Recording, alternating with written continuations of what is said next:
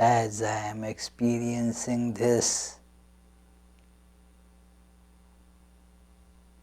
the warning voice in a very loud tone.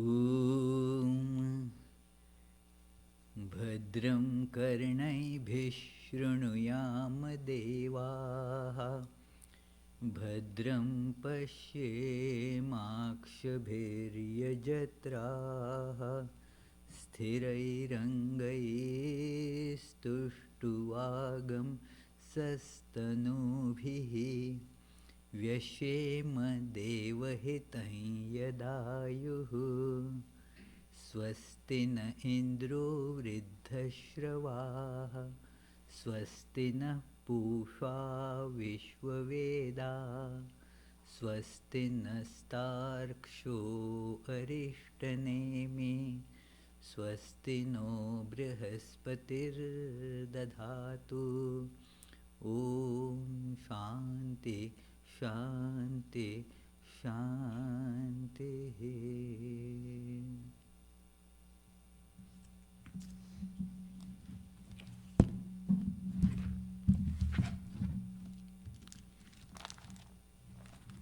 Let us pray together. We offer our salutations to the all-loving being who endows all beings with consciousness. We meditate on the Lord, who is the origin of the universe. Lord, thou abidest in all, thou art all, thou assumest all forms, thou art the origin and goal of all, thou art the self of all. Thou art existence, knowledge, and bliss. Salutations unto thee. May the world be peaceful. May the wicked become gentle. May all creatures think of mutual welfare. May their minds be occupied with what is spiritual and abiding. May our hearts be immersed in selfless love for the Lord. Peace, peace, peace be unto all.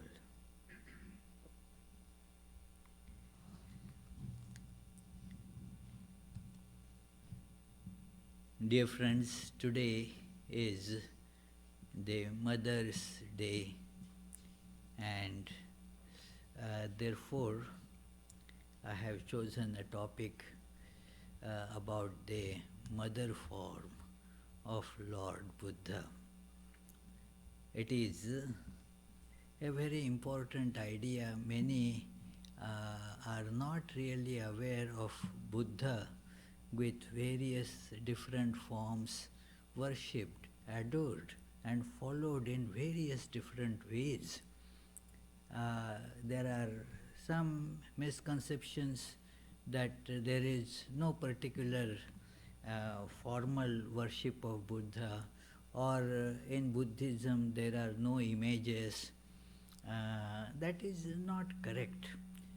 In Buddhism, in the way the Buddhists follow it, there are many images. In fact, if you enter a Buddhist temple, you will find literally hundreds of statues of various different forms of Lord Buddha. And some of the well-known forms are the forms of Buddha as female and as worshipped as the mother. We will be taking up that facet of the teachings of Buddhism on this special Mother's Day. So, there is, of course, we have to understand these two ideas. One is Buddha as the historic person, and Buddha as the embodiment of ultimate wisdom. Buddha, as Buddha's advice himself, he was telling to one of his disciples, when that disciple said that, well, there is no one like you, and so forth, praising him sincerely, not just to make a show, but still Buddha said, well, what is there? I was born as Siddhartha, as a human being, and I acquired wisdom. I was awakened. I therefore gave up what was to be given up. I held on to that which was to be held on to, and tasma buddhosya brahmana. Therefore, tasma means therefore. Therefore, I get called as Buddha, the awakened one, or the wise one. The word Buddha in Sanskrit or in the language that was a derivation from Sanskrit, Pali, in which he mostly gave his advice. That was what the language of the common people, so the spoken language. So he said that, yes, that is how tasma buddhosi brahmana, that it is, I am therefore called Buddha because I have acquired this wisdom, which anybody can acquire. It is not a monopoly. One can, just as this fellow acquired, you can also acquire.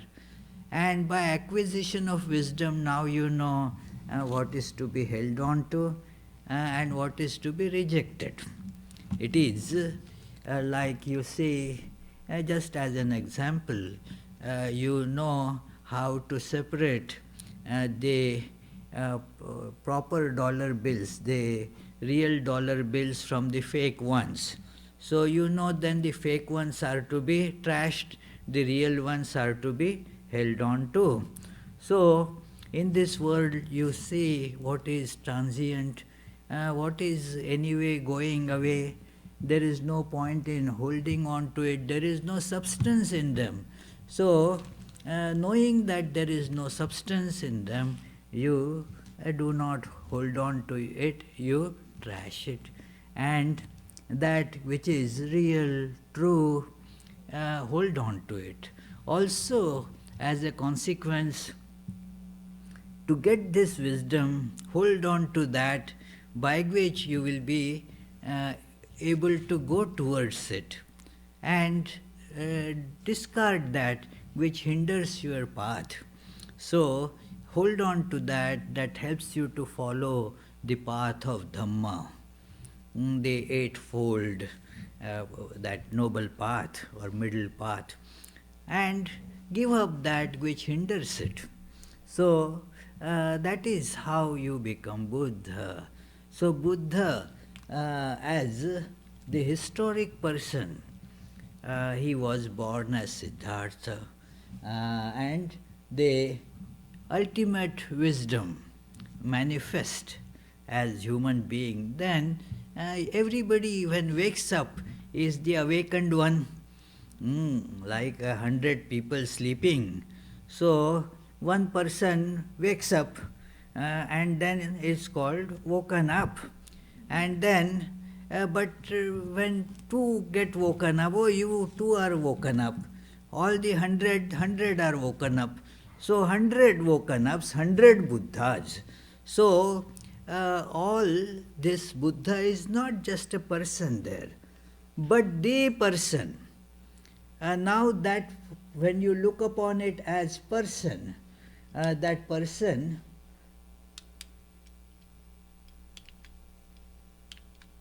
historic person is with the fixed gender. When you look upon Buddha as a person, then of course Buddha was a male, and then you cannot call that Buddha as a female form or a mother form as such. There is a form to it, there is a gender to it. If that Buddha was to fill up the medical form or something that we have to, when you go to doctor's office, and then you have to fill that date of birth, gender, and so forth. So then you have to fill something fixed there, you see. So it is, you fill that, and there Buddha would have, that Siddhartha would have filled that, yes, tick on M. So that is the historic human Buddha. But what is the Buddhahood? That is the wisdom. That is the awakened Buddha. That there, the essential aspect is being awakened. With everything it is like that, that it is, suppose you talk of a great mathematician.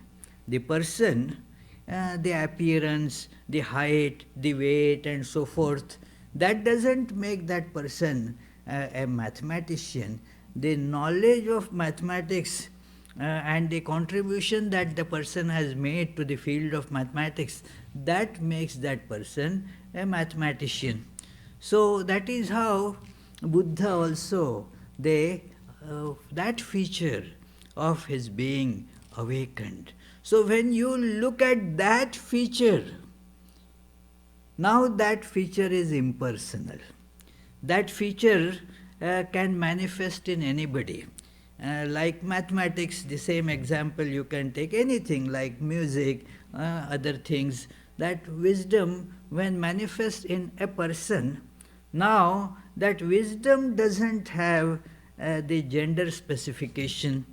So when you think of that wisdom manifest, now you have that both as the son of King Shuddhodhan was the man Buddha. The wisdom incarnate, that can take any form, man or woman. It is, there is no, when you think of a form, human form, then if you say just man, now this is, sometimes this doesn't work, so it has its own moods. So, and so now you see that manifestation could be male, female, whatever. So, therefore, the Buddha manifested, the Buddhahood manifested, let us put it like that, as a male form as well as female form. And female form has its own specialities. And one of them is compassion. Compassion and forgiveness. Both sometimes go together. That forgiveness in the sense that, well, my children, they commit some follies, no doubt, they are ignorant, I need not hold all that against them, I should be lenient, and so forth. So, that is attributed to mother. Father is something, the embodiment of a bit more strictness and more disciplinarian, and well, if you do like this, this is the consequence. You did it? Okay, now it's for you to repudiate, and so forth. Mother, well, okay, don't worry. It is. So, therefore, children, when they commit some mistakes, some folly, then they approach mother, that, okay, she will understand me better, and so forth. So, in our world also, it is true that the father has given the, that, okay, the discipline, the doctrine, the guidance, that has been there. But we all require some concessions. As human beings, we commit follies, we have our drawbacks, we do not go exactly as we are told to go. It is, and so then there is the mother form of Buddha, the compassionate form. So that is how, in fact, the Buddha started giving his discourses, his advice. The very idea of starting the Dhamma, it came as it is depicted as a female form of Buddha. That itself, how you know that the stories are told. This is a story from the Sanskrit biography of Buddha, Lalita Vistar. There comes a scene. That is, similar scenes are even in the Pali Canon described that Buddha, after attaining to that Buddhahood, decided to just give up the body. Yes, I found this path that leads to the emancipation, overcoming suffering. Yes, but he saw that nobody in the world is ready to accept these teachings.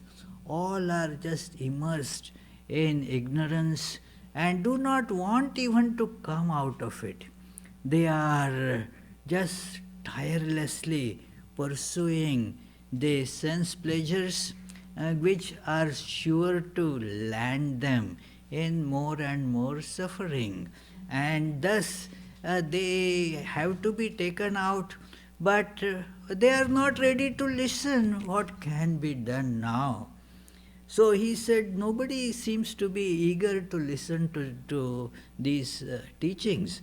All want just the pursuit of this sense pleasure. So what can be done? He was about to give up his body. And then he saw a vision. It described slightly differently in different texts. So, but the essence is this, that he saw a big lake in which there were many lotuses coming up. The sun was about to rise, just the dawn, and then the dawn means the sun is about to rise. Look at the poetical significance of these. The stories are very poetic. They have that charm and lot of significance associated with that. So poetry presents us just in a few lines something that otherwise can be described in 100 different paragraphs, 100 pages. That content is told in half a line. So by just telling that it is dawn. Dawn means what? The sun has not risen but is about to rise. There is the halo, that nice light spread around on the east horizon. And now Buddha saw that there are the lotuses there. Now though there are some lotuses which are already in bloom, now they do not need the sunlight to get bloomed. And there are still some birds which are far deep under the water. They are not going to be helped by, even if the sun rises, those rays are not going to reach those birds.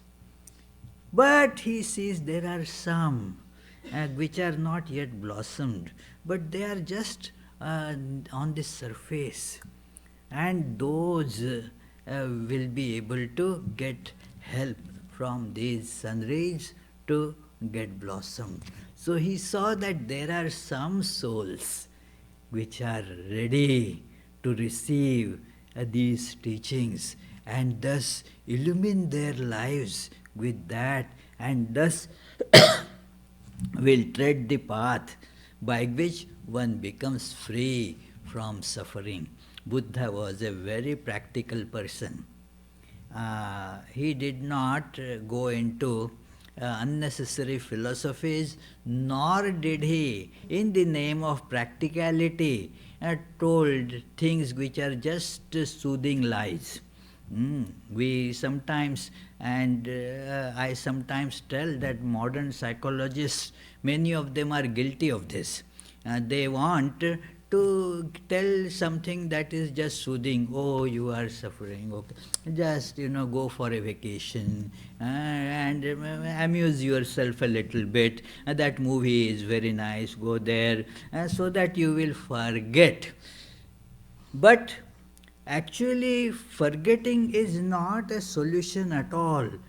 The suffering and misery comes to us as a great teacher. By forgetting, we lose the teachings.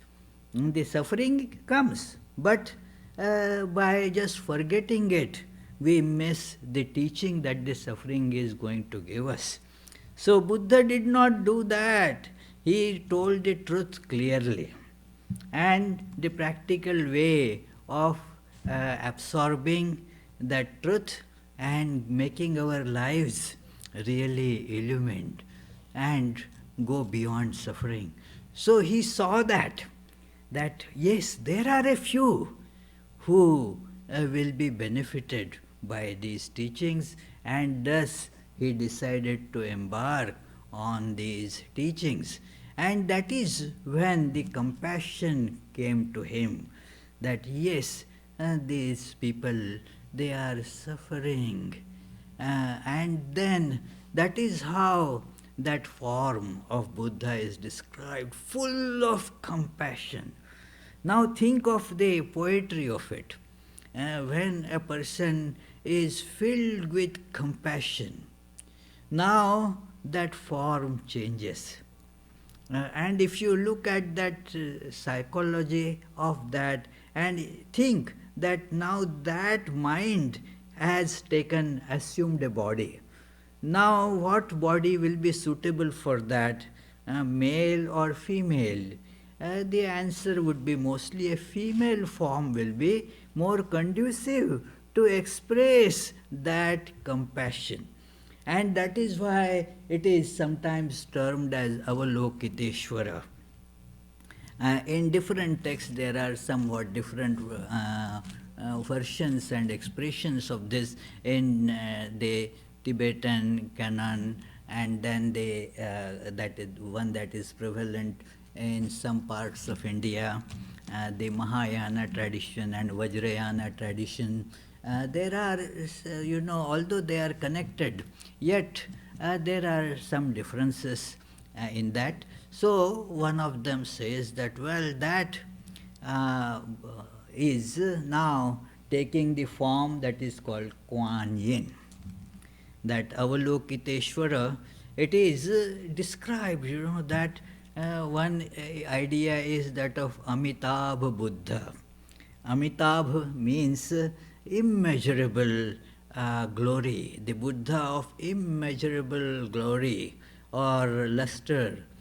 From that immeasurable luster, one aspect of it, therefore it is said one ray of that immeasurable luster of Amitabha Buddha became Avalokiteshvara. That this Lord Avalokiteshvara is looking upon the world, and as he is looking upon the world, he is that filled with compassion.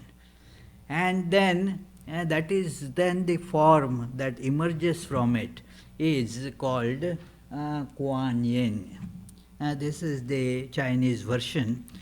Kuan Yin means the translation given is the one who listens to the cries. The one who means we are crying, but who is there to listen to our cries? So this is the form that listens to the cries. And listen means not that listening just by ears, listening by heart. Like, a child falls down and cries, is a little bit hurt, wounded. So if somebody listens, means what? Will go forward to help the child, will pick the child up and nurse the child. So, we'll see where the ointment is required, where the child is hurt, and so forth. So, mother will do that. So, it is this mother, Buddha, listens to the cries and comes to our help. So, that is the one who listens. And then it is told that therefore this Buddha, Kuan Yin or Avalokiteshvara, developed 1,000 hands. Because with just 2 hands, she could not help so many people. The 1,000 is not really just limited to 1,000 as such. Infinite hands, in infinite ways now she wants to help everybody. The idea is she wants to help every suffering fellow, and therefore she got now the 1,000 hands. There is a bit elaborate story about it, that this Avalokiteshvara or Kuan Yin tried to remove the suffering of one person, 2 persons, and when their suffering was, by the time it was removed, many more were being, she saw suffering, many more. Now, seeing that, well, how can I help all of them, she herself started crying, as it were. And thus, through that, she became 1,000-fold, and thus 1,000 hands. So that is how you see that form. These are the concrete images. These are pictures from different these Buddhist statues or the manuscripts. So that is how this form came. So this is very prajna paramita, means it is the meaning would be the intelligence or knowledge, that is prajna. Paramita means of the ultimate nature, the highest possible wisdom or knowledge. That is the meaning of Vedanta also. Vedanta, Veda means knowledge, and Vedanta means where the knowledge culminates, because the distinction between subject and object is now eliminated. There is nothing more left to be known. So thus it is the highest knowledge, and that becomes therefore the self-knowledge, knowledge of who am I, that is the highest wisdom, highest knowledge. So this is therefore the prajna paramita, highest knowledge, in which one transcends the ego, transcends the source of all sufferings. That is what Buddha discovered, that when one transcends this being, the word is very difficult to understand actually. What is the meaning of transcending the being? Being means here a separate being, a separate I, because of which then there is the world, and then there is the interaction between I and the world. This I, which is a separate being, now sees the world. It is actually a unity, a oneness, but that oneness now is torn and made into 2 pieces. It is like, suppose you take a sheet and tear it, then tear a corner of it. Now the angularities of the 2 sheets, 2 pieces, let us say, 2 pieces fit into each other. So the smaller piece, the corner that I tear off, gets called as I, and then the remaining piece as the world. So my world is the piece that I have torn. Your world, Charlie's world, will be the piece that Charlie has torn. So therefore everybody really has a different world. And we know that, like that I told it as a humor, but it is not humor, it is actually the fact. I asked one lady, she had come to see, and then just while talking, I asked, well, how is your husband doing? And she said, well, he lives in his own world. What it means is that we have our own worlds. We have some part in common. Actually, it is very little. If you look into it, it is very small. That is common. But mostly, they are different. Now, this separateness is not liked by anybody. That is why we get the desires to grab things from the world. What it actually means, we want to get to that original oneness. And thus, these desires spring up. These desires are not satiable by just collecting many things and trying to connect to this torn corner. They bring more and more sufferings. And thus, that is what the source of suffering is.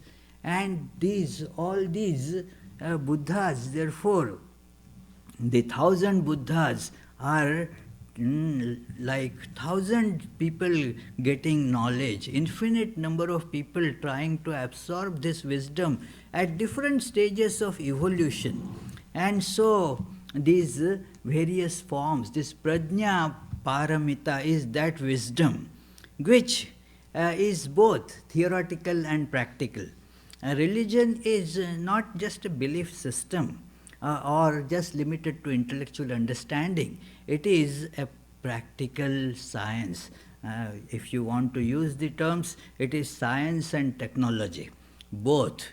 So there is the technology in which you go through various stages of evolution. Like in education, you start say from kindergarten or whatever, preschool, and then you become PhD or whatever. So it is like that.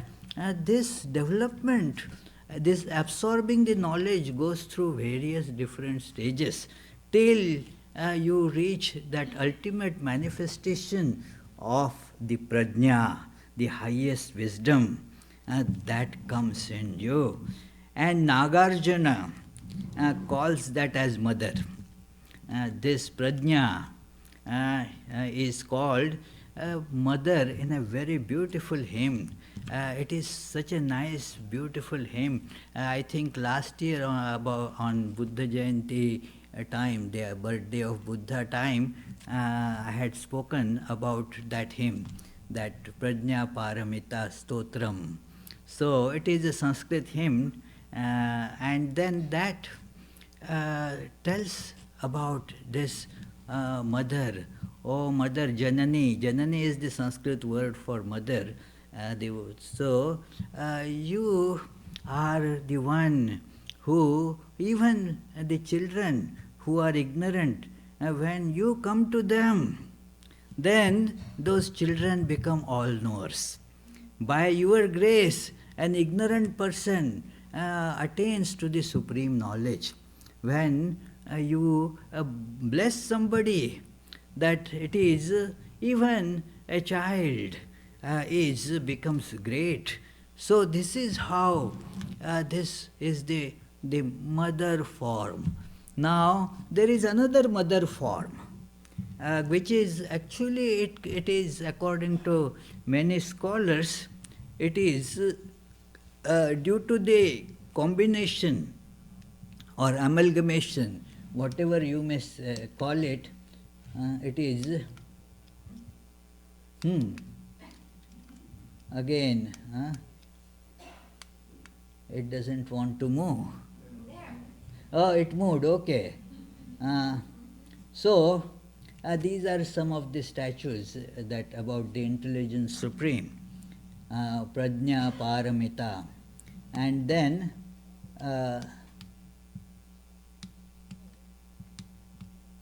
This is the another, that emanation of prajna, paramita, one emanation from it is called Tara.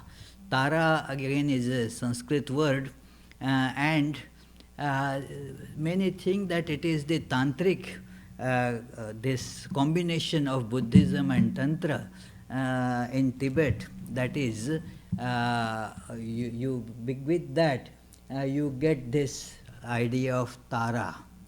Tara, the word actually in Sanskrit means one who fords one across the ocean of ignorance, suffering, bondage, and so forth. Tara, it is means the root is Sanskrit root is three, which means to take across. Like there is a flooded river or ocean, a big body of water that you don't know how to cross over.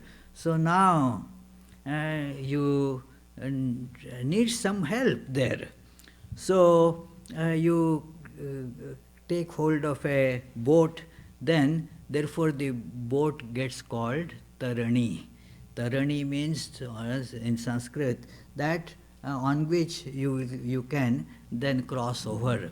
So this mother Tara is thus the boat by which we will be able to cross over this ocean of transmigration, ocean of ignorance, suffering, bondage, that otherwise we do not see any hope of crossing. So, Tantra, the meaning of this word Tantra is technique.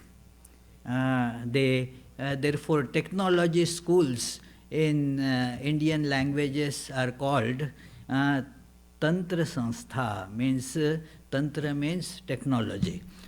Technology is taught there. So this is a spiritual technology, that there is this knowledge, all right, but then the technique means now certain things, that how to do it. There are specific techniques that one has to use. Just by knowing some fundamentals, you do not really know this, you cannot do it. So some techniques are told that how to do it. So that is, one has to know those. And these techniques also are of this form, that usually they are presented as dialogues between Lord Shiva and Parvati. There are of course other, the Vishnu Tantras and the Shaiva Tantras, Shakta Tantras. So in the prominent idea there is that the Parvati, the mother, the mother takes up the side of all the suffering beings, that and urges her inseparable spouse Shiva. And they are not two, they are one appearing as two. It is, but for the sake, it is again, one has to feel the poetry of it. That one aspect of that is Shakti or mother. So this mother urges that her husband, hey, you have to tell me the ways that all will be able to liberate. And the father said, well, there is the disciplines of yoga and all that. They are not really, only a few can understand and practice them. That I don't want that. So many millions of my children are suffering. You have to tell something, a technique by which they also will be able to practice these disciplines and go beyond this ocean. That is then when wife tells the husband has to obey, no way, you cannot. That is, some say that is how you can lead a married life well. Whenever the wife says something, just say yes. Just say yes. Even if she says you are stupid, yes. Do not challenge. So that is how then. Shiva also had no other alternative. So it then gives all the methods that will be suitable for the common folks to practice. That is the meaning of this technique or tantra. And that is the difference between Vedanta and Tantra. A minor difference, because many great Vedantic practitioners were also great Tantrika practitioners. One very prominent example is Adi Shankaracharya. I am not spending time today on that, but that is an interesting topic. So, this is how this Tara idea comes up. And then in Tara, just as you know, there are in the Tantric texts, there are the 8 forms of Shakti. This Tara also has the 8 forms. And this also is, they are given in these Tara texts, and it is emanation from Prajna Paramita. So green Tara, white Tara. I will show you a chart from a Wikipedia article where the descriptions are given for these 8 different versions of Tara. And they have color code, to identify. These days you have color codes. So all these different Taras also have the color codes. So this Prajna Paramita Sutra, it has various short and long versions, and that comes in the well-known Diamond Sutra, Heart Sutra, and many other texts. And the number ranges from 300 lines to 100,000 lines. So it is the Diamond Sutra.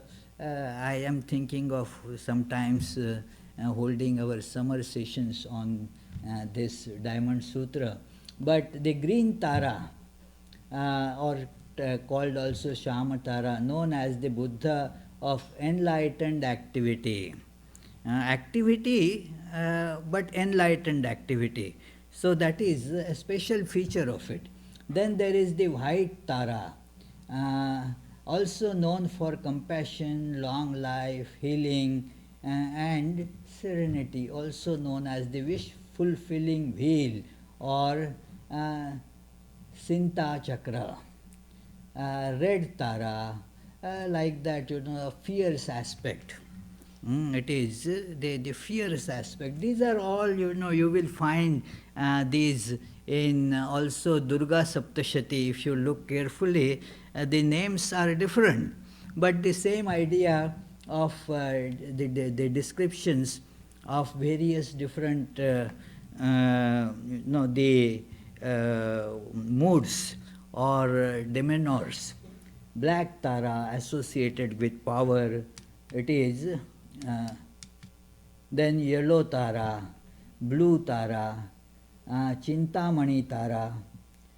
These are actually 7 are the variations, and each of these 7 is further divided into 3. So they say there are 21 Taras. The 8th one, Khadirvani Tara.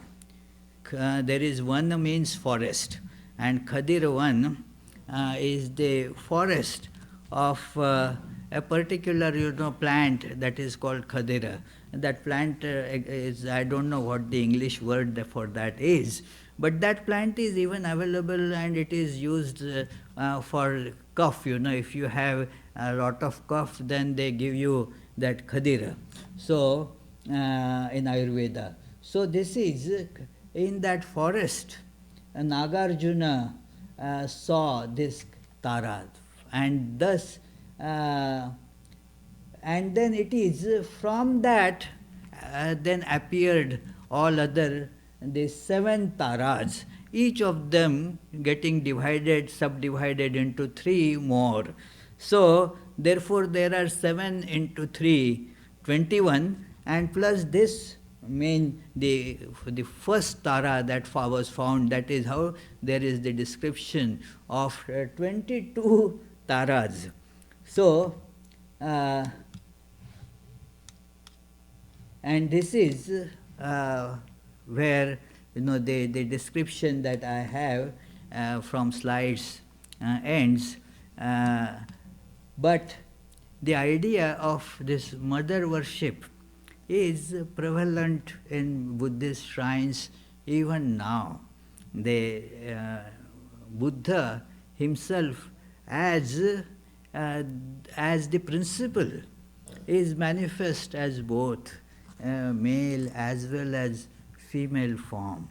And there is lot of that discussion about how this interaction between Tantra and this Buddhist thought, the interaction between them enriched this kind of the figures, ways of worship a lot. The mantra, for example, for Tara is both common in Sanskrit. It is a Sanskrit mantra, and the Hindus also use it, Buddhists also use it. Tare Tuddhare. That is how it begins, where what it means is that Tare means O Tara. The one Uddhare means you who liberates or takes us out of this mire, who saves us, Tara, the savior. So that is how the mantra is used for that. And this is, it gave rise to many other problems as well. The human nature, is that to make things convenient, forgetting the principle. If something I don't like, then I have to give up certain things that I am addicted to or I want them. Then I twist the text to include that in it. That is how the degradation sets in. And the history there of how a lot of degradation both in Tantra and Buddhist practices, a lot of horrible, immoral things got into that because of these ideas. Because when you want to make the things simple, then it is good, okay, simple. If you want to really practice it, simple, okay. But if you don't want to practice it, what happens is you pretend to practice this simple form, and then you do whatever you want to do with the faking that I am practicing the religion. That is how these things Swami Vivekananda has described that historical aspect of it, about the downfall of this period of Buddhism and Tantrism in these parts. So, but the idea is very important, Buddha, the mother, and it is very beneficial to think of that. So thank you, friends, all the mothers. I pray today for their blessings, and we will now have the Arati, and after that the music concert downstairs. Today, because we are going to have music concert, I will not take any questions, but if you at all have questions about the discussion today, you can always email me, and then we can discuss those. Thank you, friends. I will read the Sunday closing prayers and also announce before that the upcoming programs while Vishwanath does the offertory. We can't miss. It is while Vishwanath does the offertory, let me tell the upcoming programs. Next Sunday, actually, there will be the Sunday discourse by uh, Chester Bonsek. You know Chester Bonsek, a wonderful speaker. So, from Attleboro, and he will be speaking on a very interesting topic, games people play. So, that is the topic for next Sunday.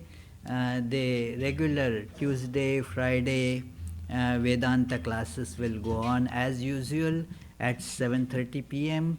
Tuesdays, the topic is Gospel of Sri Ramakrishna, and Fridays, it is Swami Vivekananda's celebrated book Jnana Yoga. So, the other programs like meditations and all, morning, evening, they will go on as usual. One very important upcoming program is the spiritual retreat on June 3rd, for which it is day-long retreat, and one requires to register to attend that, and the registration fee is $30. But up to not coming next Monday, it is just $20.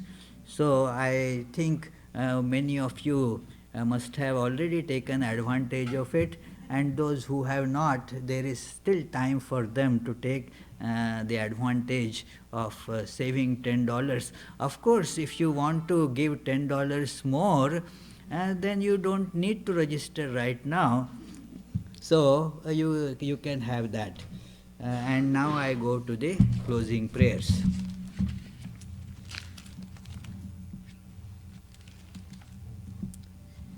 May the Divine, who is Father in heaven of the Christians, Holy One of the Jewish faith, Allah of the Muslims, Buddha of the Buddhists, Tao of the Taoists, Great Spirit of the Native Americans, Ahur Mazda of the Zoroastrians, and Brahman of the Hindus, lead us from the unreal to the real, from darkness to light, from death to immortality. May the all-loving being manifest himself unto us and grant us abiding understanding and all-consuming divine love. Peace, peace, peace be unto all.